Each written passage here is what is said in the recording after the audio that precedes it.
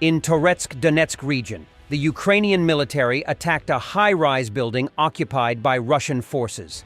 The building was blown up with the invaders inside. The Omega Special Operations Center of the National Guard stated that the operation required infiltrating enemy lines. Before the explosion, the building had been occupied by Russian commandos, whom Ukrainian forces needed to dislodge. It was decided to collapse the building directly on top of the Russian troops. To execute this, the Special Forces prepared explosives using several TM-62 anti-tank mines. The Ukrainian soldiers then drove an armored vehicle close to the building occupied by the enemy. Ukrainian positions provided cover fire on the building while the operation was underway. Within minutes, the central part of the high-rise was loaded with explosive devices. The explosives detonated shortly after the Ukrainian soldiers withdrew from the site. The mission successfully neutralized the entrenched enemy forces. A video of the operation captured the intense emotions of the soldiers, highlighting the extreme risks they faced during the mission. According to the Infactum analysts, it was the last high-rise building in the city. The fighting will continue in the private sector, which occupies the entire western part of the city, the analysts noted. In September, this tactic was used in Toretsk by fighters of the Lyuty Brigade, who stormed a building and blew it up to hinder the advance of Russian troops in the city. The battle for Toretsk remains intense, as Ukrainian defenders fiercely resist Russian attempts to break through the front lines. Heavy artillery and close-quarters combat dominate the engagement, with Russian forces suffering high casualties due to entrenched Ukrainian positions and effective counterattacks. The city holds strategic significance as a gateway to broader offensives, making it a focal point for both sides. Despite relentless assaults, Ukrainian units, including elite brigades, continue to hold their ground, inflicting significant losses on the advancing Russian forces. Ukrainian FPV drone attacks Russian vehicle with infantry inside in Kursk region. To dislodge Ukrainians from Kursk, Russia would need to employ a combination of increased airstrikes, precision missile attacks, and ground assaults to weaken fortified positions. Russian mechanized brigade? Impressive. Russia's recent ban on using civilian vehicles for military purposes highlights the challenges its armed forces face in sustaining their logistical and operational needs. This policy aims to curb the dependence on civilian resources, likely in response to public backlash and military inefficiencies.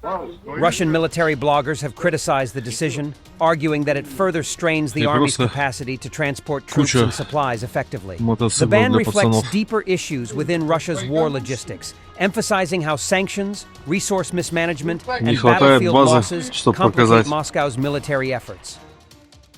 Russia's VT-40 Judgment Day FPV drones are reportedly blowing up on launch and killing their own operators. It's the latest in a series of problems that are being blamed on a manufacturer that appears to be more interested in quantity than quality. The Romanov Light Telegram channel reports, in the last few months, when launching VT-40 Pseudoplatov Judgment Day FPVs, there have been more frequent cases of warheads being initiated during drone launch. There are quite a few dead and wounded. Considering that it takes a considerable amount of time to train a good FPV operator, these losses are especially noticeable. Among the dead are operators of very serious units and services. The reason is in the new versions of VT-40, or more specifically, in their video transmitters operating at lower frequencies than before. They create a field sufficient to initiate an electric detonator. That is, the VT-40 Pseudoplatov Judgment Day FPV drones now supplied to the front are actually dangerous primarily for the operators themselves. Romanov Light has previously highlighted serious problems with VT-40 drones, in particular the failure by the manufacturer to adapt to Ukrainian electronic warfare by changing the frequency on which they operate. Similar complaints have also been made by other Russian mill bloggers, who confirmed that the VT-40 drones are vulnerable to jamming. According to Romanov Light, the enemy has long identified this frequency and provided almost the entire line of contact both in the Kherson area and in other directions with the appropriate electronic warfare. As a result, the overwhelming majority of drones launched by our operators do not reach their targets. The problem could be solved by changing the frequency, But for the supplier, this has obviously turned into just a business. The manufacturer was said to be under investigation for embezzlement by pricing the drones far higher than their reported unit cost of 20,000 rubles, $191. However, production has not only continued, but the manufacturer reportedly wants to monopolize FPV drone production.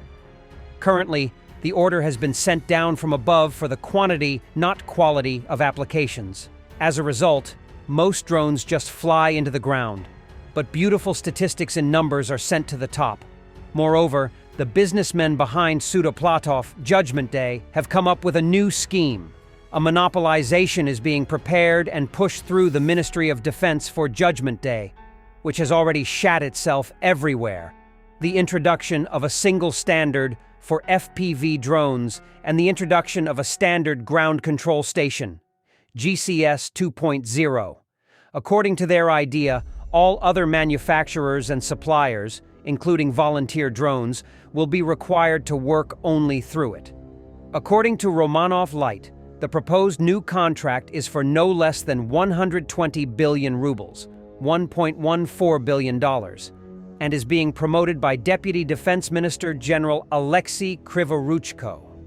The author's complaints are consistent with previous complaints from volunteer drone makers that defense manufacturers and the Russian MOD have created a corrupt system to monopolize supply while charging excessive sums for their products. A Ukrainian drone intercepted a Russian drone using a net.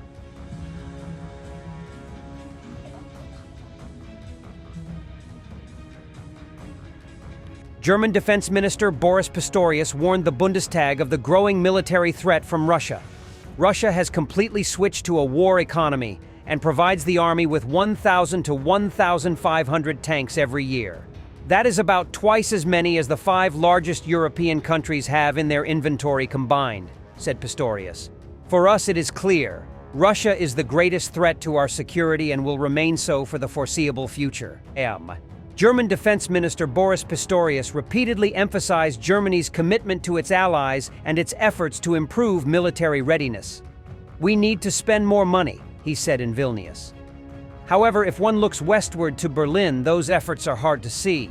The government's draft of the 2025 budget, which allocates just over 50 billion euros to its military and was drawn up in August, underfunds defense spending. Thanks for watching, and don't forget to subscribe. Also, if you want to support Warthog Defense, please become our member and get early access to new videos, exclusive members-only videos, and become administrator in comment section. The membership link is in the description. Rescues every day. We had a guy last week at 6 rescues in 6 days. You know, he's doing the job every day.